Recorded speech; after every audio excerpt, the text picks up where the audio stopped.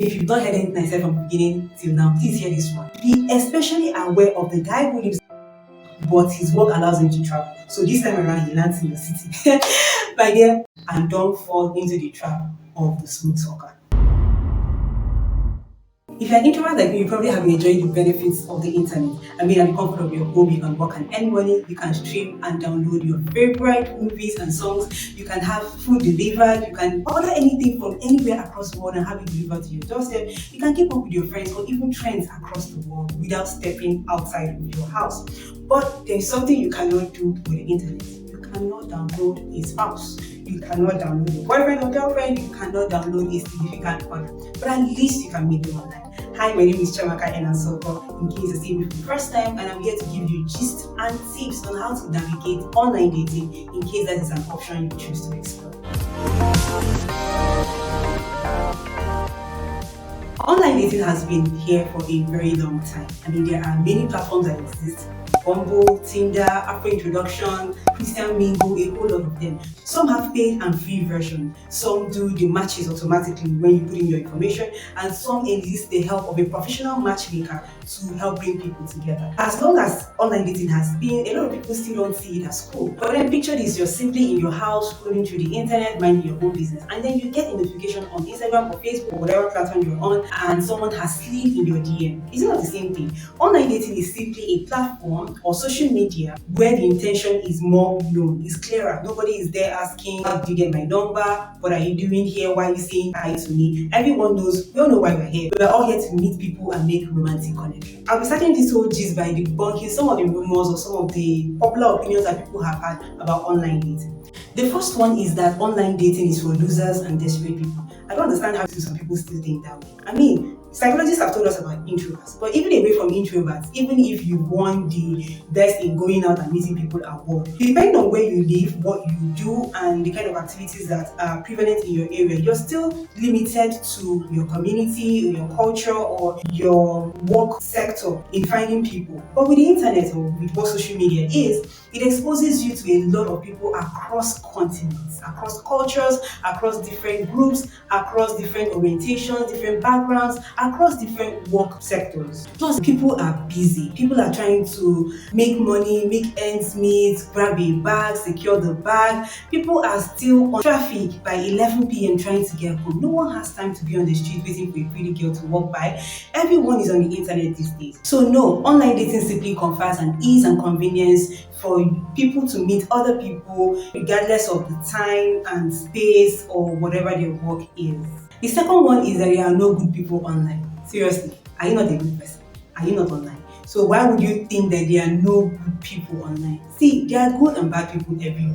There's as much good people online as there are offline. So you can't just, have that in your mind and have that restrict you. The third one is that everyone is there for hookups. I mean, I'm not excusing anybody. I know that there are people who are online, both male and female, just to find someone to hook up with. But that can't be all of us. So what I would say is that there are platforms that are more notorious than others when it comes to hookup. But what I would advise is that you might generally want to avoid those platforms. But then even if you don't, it doesn't mean that on this platform there are no good people. What it means is that you may have to be more patient or more critical of your choosing process to be able to weed through those people who are there just for whatever reason and find the right people. It might take you more time, but you will find what you're looking for. So now that we've gotten all of that out of the way, let's get into tips. And my first tip is to be real. Regardless of who you think is not being real on the platform, if you're real and genuine and you say you're looking for something real and genuine, then you have to put out the same energy that you hope to get back. And this would include in areas like your picture, your age, what you do, where you're based. Because if you form a connection with someone based on something that you have put in your profile, and then later on along the line start telling them that, oh, this was a lie, that was a lie, you might lose that person. Believe it or not, good people have been hurt so many times, they've been lied to so many times, and most people don't want to continue that trend. So if you come up in the future, after you've bonded with this person, you spend a lot of time and energy forming this connection and communication, and then start saying this was a lie, they won't trust you. They will start thinking, if you lied about this, what else are you lying about? So don't waste your time, don't waste your energy. I'm not saying share all your information or your life history online, but for whatever whatever information you've chosen to share, make sure that it is true. The second tip is to manage and communicate your expectations. That you match with somebody today does not mean you should start planning a wedding tomorrow. When you match with somebody, it simply means that there is something on their profile that you like, and there is something on your profile that they like, and that has brought you two together. You're still yet to get to know this person. What are their likes? What do you like their personality?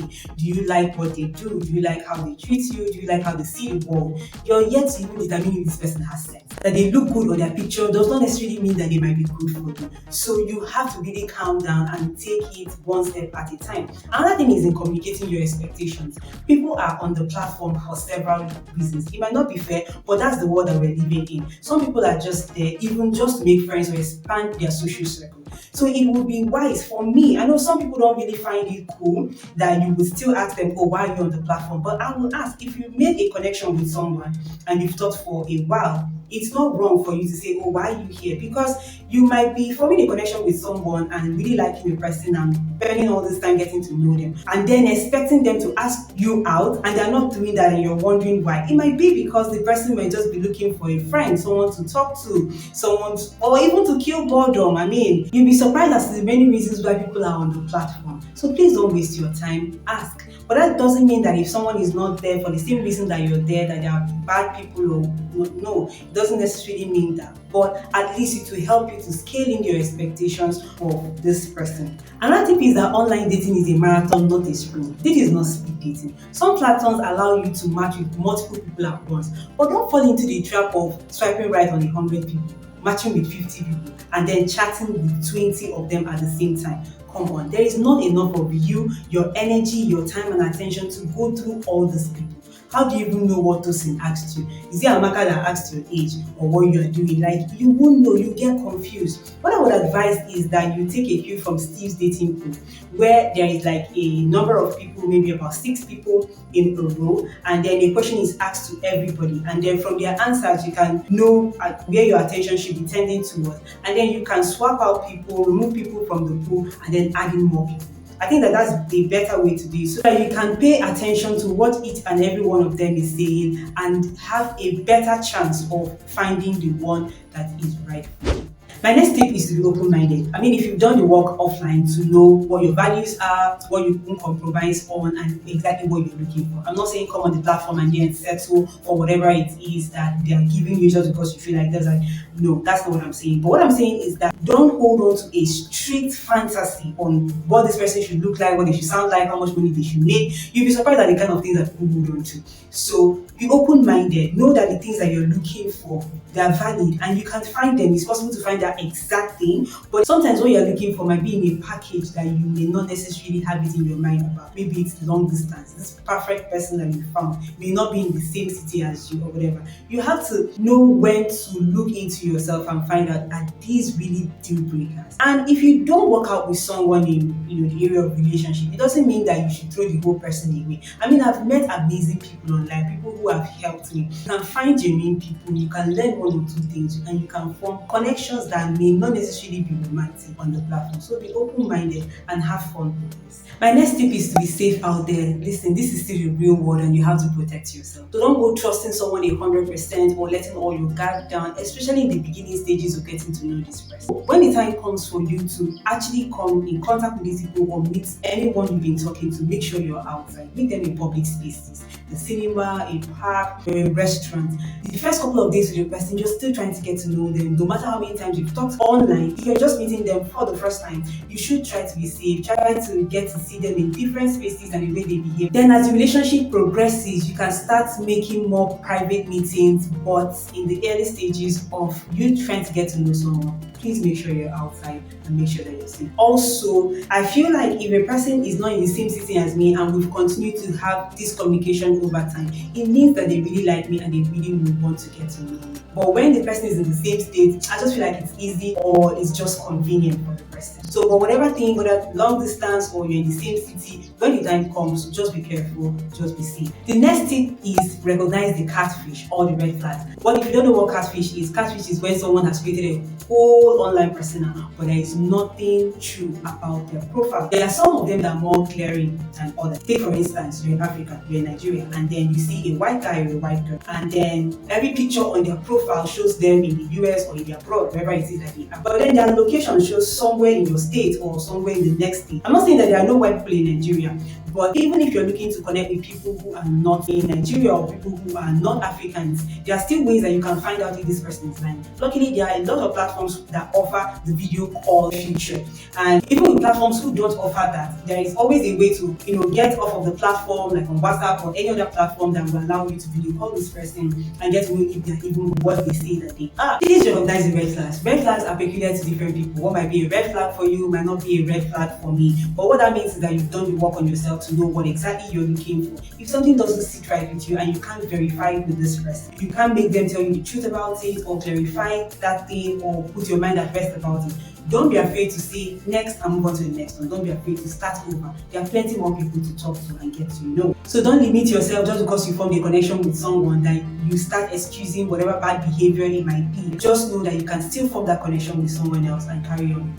This tip is for the ladies. I mean, if you've not heard anything I said from the beginning till now, please hear this one. If he lives in Lagos, you're probably single. I don't know what it is with that place, but know this, the Yoruba Demon concept is this, and it doesn't even have to be Yoruba.